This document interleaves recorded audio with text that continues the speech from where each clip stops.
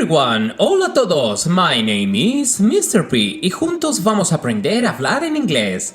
Hoy vamos a aprender un vocabulario muy apetecible, ya que vamos a aprender a nombrar los frutos secos en inglés. En inglés, frutos secos se dice dry fruits. ¿Estáis preparadas y preparados? Here we go!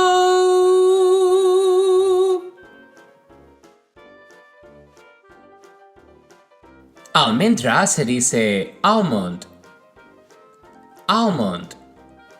Nuez de Brasil se dice Brazil nut. Brazil nut. Anacardo se dice cashew. Cashew. Dátil se dice date. Date. Avellana se dice hazelnut. Hazelnut. Nuez de macadamia se dice macadamia nut. Macadamia nut. Cacahuete se dice peanut.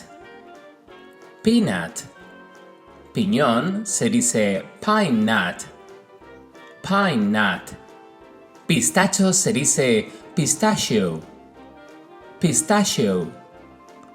Pipa de calabaza se dice pumpkin seed. Pumpkin seed. Pasa se dice raisin. Raisin. Pipa de girasol se dice sunflower seed. Sunflower seed. Nuez se dice walnut. Walnut. ¿Repetimos? Almendra se dice almond. Almond. Nuez de Brasil se dice Brazil nut. Brazil nut. Anacardo se dice cashew. Cashew.